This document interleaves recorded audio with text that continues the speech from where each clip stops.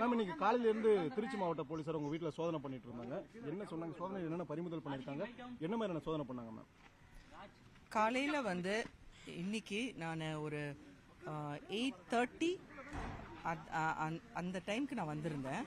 8:30க்கு வந்த உடனே ஒரு 20 minutes to 30 minutesக்குள்ளார திடீர்னு வந்து சொன்னாங்க சம்மன் காவல் வந்திருக்கிறாங்க, காவல்துறை போலீஸ் பர்சன்ஸ் இங்கே வந்திருக்கிறாங்க அப்படின்னு எனக்கு ஒரு இன்டிமேஷன் வந்துச்சு.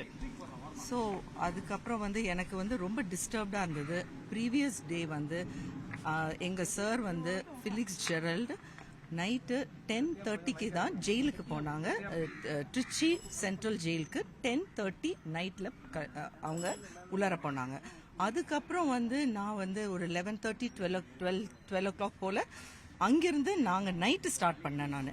So mid night 12 o'clock start பண்ணிவிட்டு ஒரு இடத்துல ஒரு 1 hour 2 hours பிரேக் எடுத்துட்டு மார்னிங் வரும்போது 8:30 to 9 ஆயிருக்கும். அதுக்கப்புறம் திடீர்னு வந்து இந்த காவல்துறை வந்து வராங்கன்னு சொன்னோன்னே எனக்கு ரொம்ப பயம். நான் ஐ டென்ட் எக்ஸ்பெக்ட். ஏன்னா எனக்கு வந்து சர்ச் வாரண்ட் இருக்குன்னு எனக்கு தெரியாது. இட் வாஸ் அப்போ வந்து எனக்கு என்ன கோவம்னா, இன்கேஸ் நான் நேற்று வராமல் இருந்திருந்தானா, நான் இருக்கிறது வந்து it's a rental house. I am not staying in my own house. If they come and if they barge in to my house, அவங்களே வந்து தள்ளி கதகை உடைச்சு வந்தாங்கன்னா அப்போ அந்த ஒரு மனநிலை நீங்கள் எல்லாருமே புரிஞ்சுக்கணும். இது மாதிரி ஒரு எப்படி சொல்கிறதுனா ஒரு சிச்சுவேஷன் ஒரு சராசரி பெண்ணுக்கு ஒரு கணவன் வந்து ஒரு நாள் முன்னாடி வந்து ஜெயிலில் இருக்கிறாங்க, அதுவும் ஒரு அன்எக்ஸ்பெக்டடு. இன்ஸ்பைட் ஆஃப் தட் நான் வந்து இதெல்லாம் கடந்து ஆஃபீஸ்க்கு வரணும், வீட்டுக்கு வரணும் அப்படிங்கிற பட்சத்தில் திடீர்னு வந்து காவல்துறை வந்து காலையில் 9:30 மணிக்கு இங்கே நிற்கிறாங்க. They are searching for me. அப்படிங்கும்போது எனக்கு இதை விட ஒரு மன கஷ்டம் வந்து இந்த தமிழ்நாடு கவர்மெண்ட்டு கொடுக்க முடியாது. ஐ extend my sincere thanks to all the media persons who have come here.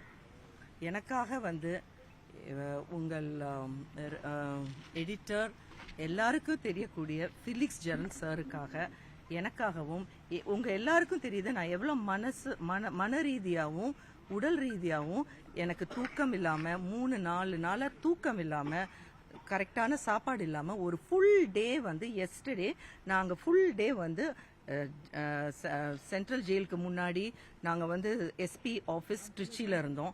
கொஞ்ச நேரத்துக்கு அப்புறம் we went to the hospital. அவங்க சொன்னாங்க ஃபிசிக்கல் எக்ஸாமினேஷன் சொன்னாங்க சாருக்கு. அதுக்கப்புறம் வந்து கோர்ட் ப்ரொசீடிங் வாஸ் அது ஒரு நான் தனியாக I have to take an interview. அந்த கோர்ட் ப்ரொசீடிங் அவ்வளோ லென்த்தியான கோர்ட் ப்ரொசீடிங். நானும் ஃபர்ஸ்ட் டைம் தான் இது எல்லாமே பார்க்குறேன். இது ஒன்று எங்களுக்கு வந்து ரொம்ப பரிச்சயமானது கிடையாது. பல தடவை கோர்ட்டுக்கு போனது like any other normal women or any other normal மனைவியாக இருக்கிறவங்களுக்கு இது மாதிரி ஒரு கஷ்டம் ஆர் நெருக்கடி அந்த தமிழ்நாடு கவர்மெண்ட் கொடுக்க கூடாது. இதுதான் என்னோட sincere apology to all of you. Please don't do this. உங்க வீட்டு சோதனையில என்னென்ன பொருட்கள் அவங்க பறிமுதல் பண்ணிருக்காங்க? மொத்தம் எத்தனை மாதிரியான ஆவணங்களை பறிமுதல் பண்ணிருக்காங்க? ஓகே, அவங்க வந்து 10:30 மணிக்கு அவங்க வந்தாங்க. நிறைய பேர் வந்து என்ன சொல்றாங்கன்னா, நான் வந்து எதிர்ப்பு தெரிவிச்சதுக்கு வந்து எல்லா ரீசனும் இருக்குது. எப்படி நான் எதிர்ப்பு தெரிவிச்சிருப்பேன்?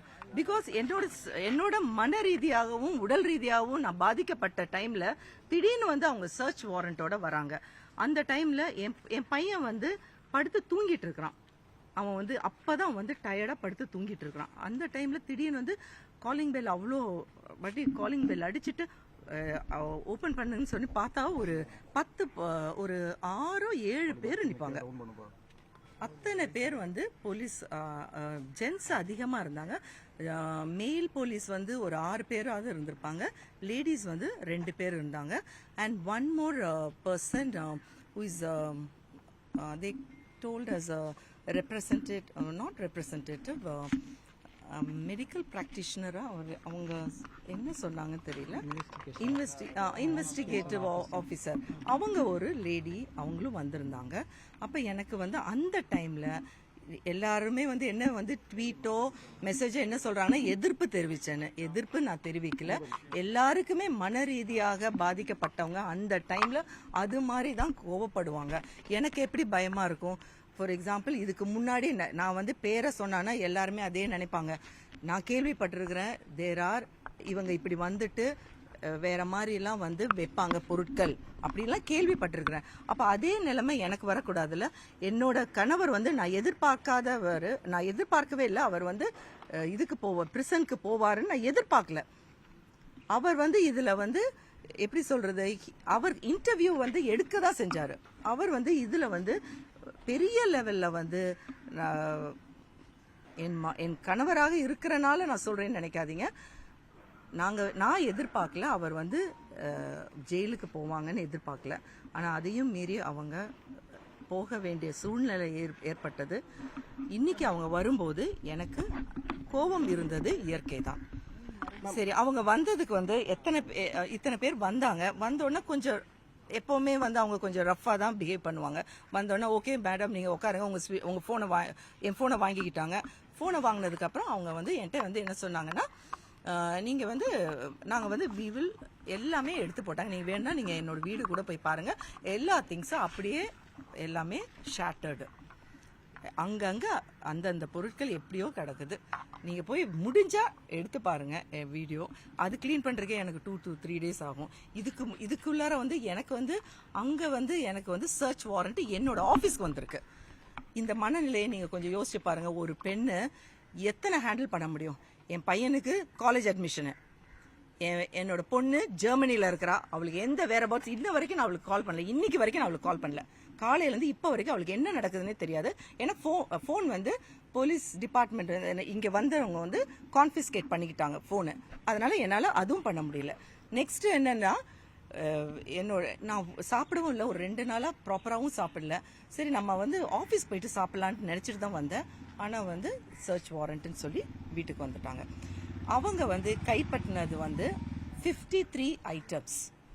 அவங்களுக்கே ஒரு கன்ஃபியூஷன் இருந்தது. ஃபர்ஸ்ட் வந்து அவங்க சொன்னாங்க நாங்கள் கைப்பற்றுறது வந்து 59 அப்படின்னு சொன்னாங்க.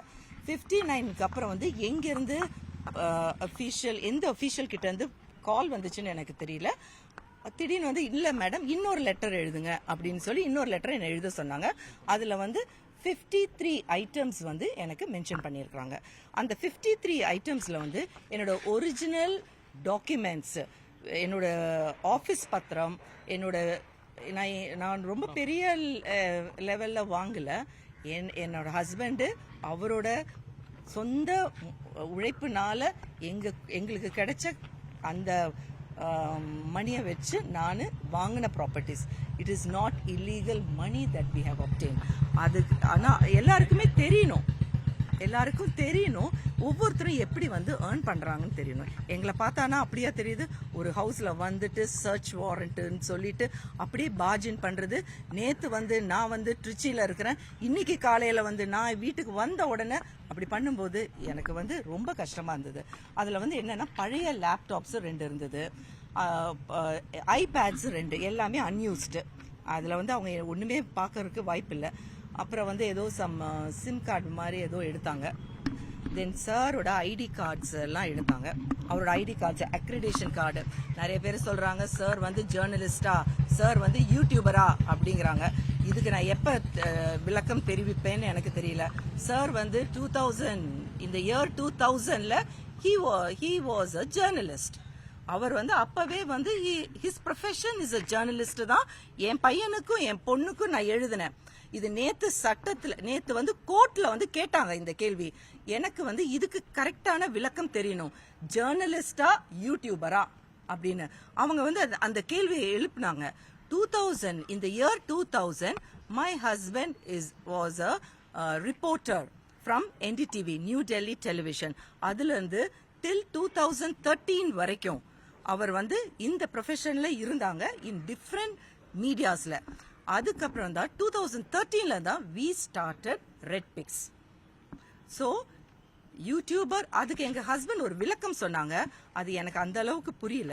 என்ன சொன்னாங்கன்னா, current affairs, those who deal in current affairs in YouTube are called as journalists.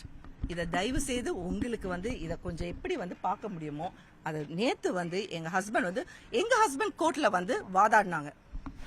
அவர் சொன்னாரு, அவங்க கேட்டாங்க யூடியூபர்னு பக்கத்துல இருந்தவங்க எல்லாருமே சொல்லிட்டு இருந்தாங்க, யாரு பப்ளிக் ப்ராசிக்யூட்டர்ஸ். அப்ப எங்க ஹஸ்பண்ட் சொன்னாரு, those who handle with current affairs அவங்க வந்து they are in YouTube are called as journalists. அதோட ஆக்ட் மட்டும் தான் எனக்கு தெரியல அப்படின்னு எங்க ஹஸ்பண்ட் சொன்னாரு. சோ நீங்க வந்து தயவு எனக்கு I just want to know who is a journalist. நீங்க எல்லாருமே ஜேர்னலிஸ்ட் தான் நான் நினைக்கிறேன். யூடியூபருங்கிறது வந்து நம்ம வந்து என்ன சொல்றோம்னா ஒரு என்டர்டெயின்மெண்ட் சேனல்ல தான் யூடியூபர்ஸ் சொல்லலாம். when you take political news, when you take current affairs, you are also a journalist. அத வந்து நேத்து வந்து கோர்ட்ல வந்து மென்ஷன் பண்ணாங்க. I need a proper clarification of this. அப்ப எங்க ஹஸ்பண்டோட டாக்குமெண்ட்ஸுங்கிறது வந்து என்ன எடுத்துக்கிட்டாங்கன்னா 10th standard certificate, 12th standard certificate, அதுக்கப்புறம் வந்து அவரோட ஐடி கார்ட்ஸ் எல்லாம் எடுத்தாங்க. எல்லாம் எடுத்து கணக்கு போட்டு பார்த்தப்ப வந்து 59 வந்துச்சு. கொஞ்ச நேரத்துக்கு அப்புறம் எங்க இருந்து அபிஷியல் கிட்ட இருந்து கால் வந்துச்சோ தெரியல. நான் வந்து இந்த இடையில சொன்னேன், எனக்கு வந்து என்னோட ஒரிஜினல் டாக்குமெண்ட்ஸ் வந்து எனக்கு முக்கியமா தேவைப்படுது. ஏன்னா all these original documents are in my name. என்னோட நேம்ல இருக்கிற டாக்குமெண்ட்ஸ் எனக்கு கொடுத்துருங்க. எங்க ஹஸ்பண்ட் நேம்ல இருக்கிற டாக்குமெண்ட்ஸ் நீங்க எடுத்துக்கலாம். This was the statement I made. ஆனா அவங்க சொன்னாங்க, இல்ல மேடம், எங்களுக்கு இந்த ஆல் த டாக்குமெண்ட்ஸ் நாங்க செக்யூர் பண்ணணும் அப்படின்னாங்க. நான் கேட்டேன், அப்ப என்னோட பாஸ்போர்ட்டை மட்டும் அவங்க கொடுத்துட்டாங்க. அப்ப நான் சொன்னேன், பாஸ்போர்ட் என்னோட நேம்ல தானே இருக்கு அப்படின்னு. அதை மட்டும் கொடுத்துட்டாங்க. ஜுவல்லரி வந்து பார்த்தாங்க. பார்த்துட்டு அவங்க ஒண்ணுமே செய்யல. அவங்க சொன்னாங்க, நாங்க பார்த்துட்டோம் மேடம், செக் பண்ணிட்டும் எடுத்து வச்சுட்டாங்க. அண்ட் அந்த கால் வந்து அவங்க ரெக்கார்ட் பண்ணிட்டு இருந்தாங்க. 2 லேடி போலீஸ் வந்து கால்ஸ் கிடையாது, சாரி, வீடியோஸ் வந்து எடுத்துட்டு இருந்தாங்க throughout the thing. And I was என் கூட வந்து என்னோட தம்பி இருந்தாங்க, அப்புறம் என்னோட கார் டிரைவர் இருந்தாங்க, என்னோட பையனும் இருந்தாங்க. நாங்க 4 பேரும் தான். ஃபுல்லா க்ளோஸ் பண்ணிட்டாங்க. எல்லாத்தையுமே சர்ச் பண்ணாங்க. கிடைச்சது வந்து லேப்டாப்ஸ், சாரோட என்ன சொல்றது 10th standard 12th standard certificate and நம்மளோட ஐடி கார்ட்ஸ் இருக்குல்ல சார், ஃபர்ஸ்ட் 2000ல இருந்து இருக்கக்கூடிய ஐடி கார்ட்ஸ், அந்த ஐடி கார்ட்ஸ் எல்லாம் கிடைச்சது. அது எல்லாமே எடுத்து அவங்க நம்பர் பண்ணப்ப 56 வந்துச்சு. 56ல இருந்து 53 அவங்க கன்வெர்ட் பண்ணிட்டு அவங்க மறுபடியும் லெட்டர் எழுதினாங்க. ஸோ இது மாதிரி ஒரு 2-3 வாட்டி நாங்க அந்த ரீடூ பண்ணணும். அந்த லெட்டர் எழுதினதுனால எங்களுக்கு வந்து டைம் ஆயிடுச்சு. That is the reason. Property document பத்தி ஏதோ எடுத்தாங்களா மேடம்? அது சொன்னாங்களா? ப்ராப்பர்ட்டி நான் சொன்னேன், என்னோட லாயர் சொன்னாங்க, ஒரிஜினல் டாக்குமெண்ட்ஸ் எடுக்க விடாதீங்க, உங்க பேர்ல இருக்கிற டாக்குமெண்ட்ஸ் எடுக்க விடாதீங்கன்னு சொன்னாங்க. ஆனா அதையும் மீறி அவங்க என்னோட பேர்ல இருக்கிற டாக்குமெண்ட்ஸும் அவங்க எடுத்துட்டு போயிட்டாங்க. அது மொத்தமா சேர்த்தா 6 ஒரிஜினல் டாக்குமெண்ட்ஸ் என்னோட ப்ராப்பர்ட்டி டாக்குமெண்ட்ஸ். அதுல வந்து 4 என்னோட பேர்ல இருக்குது, 1 2 எனக்கு கன்ஃபியூஷன் இருக்கு. அது வந்து என் ஹஸ்பண்டோட பேர்ல இருக்கும். மேம், இப்போ இந்த ரெட் பிக்ஸ் யூடியூப் சேனல் இருக்கு இல்லைங்களா, அதோட பாஸ்வேர்ட்லாம் வாங்கினாங்களா? அது வந்து சர்ச் வாரண்ட் அங்கதான் நடக்கும், ரெட் பிக்ஸ் ஆபீஸ்ல. எனக்கு சத்தியமா தெரியாது. எங்க ஹஸ்பண்ட் மட்டும் தான் அதை ஹேண்டில் பண்றாங்க.